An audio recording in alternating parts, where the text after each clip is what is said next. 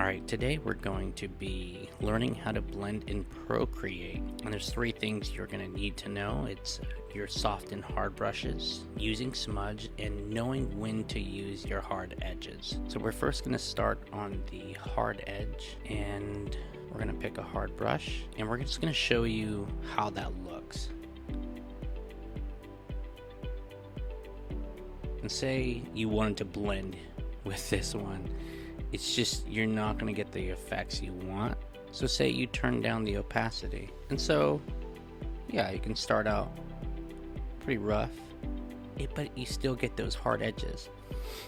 So why are you getting that effect? Because you have a hard edge. It's not going to have a soft edge like, say, the soft brush.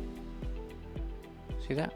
The soft brush, there's a gradient to the soft brush. It has a very soft edge. It starts to have a little gradient at the edge of that brush. Always be sure that you are paying attention to your hard edges. So always make sure you're using that hard brush with a soft brush so you can blend it. You can always blend these out with a soft brush. You see that? You can start with the big shapes with the hard brush, which is usually what I do, and then I'll blend it out with a softer brush. But don't start with the hard edges and then stay with that.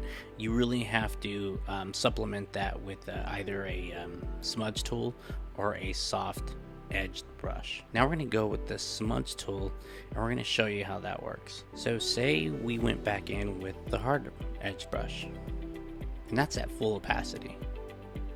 So there's going to be a top-down lighting.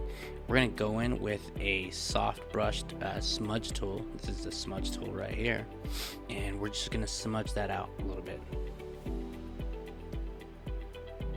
See, that works too. Almost as well as the soft brush. But here's what I feel about the smudge tool. It has its uses. And look at that, that's a really great gradient right there. But it still has its uses, and I really don't think you can use it all the time. And don't get me wrong, there are artists out there who can use it. It really sometimes does have its limits, and also depending on your opacity over here is sometimes, so you can get different effects with the opacity. We're gonna go with a light color. Say we're coming from the light on the top, is paint over that color.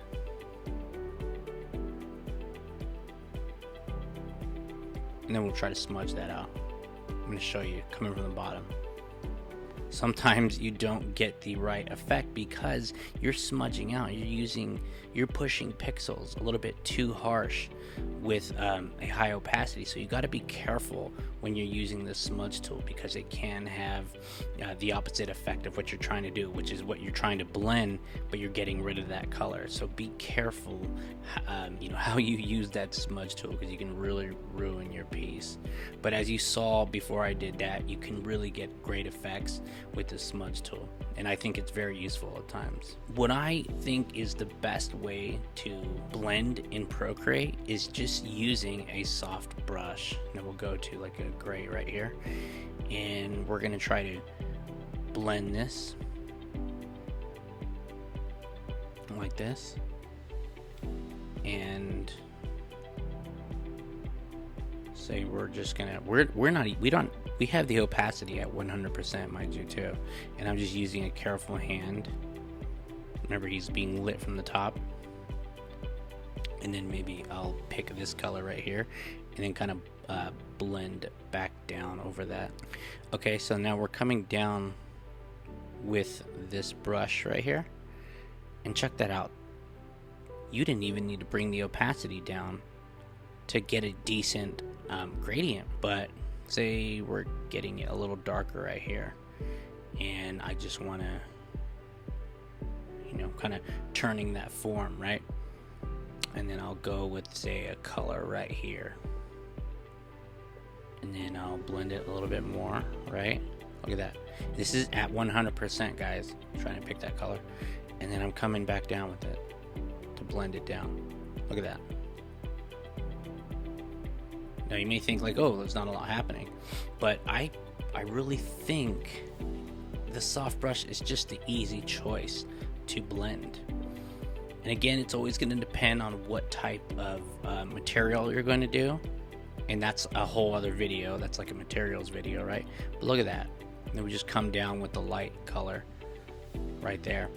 There is a time and place to use all of these brushes.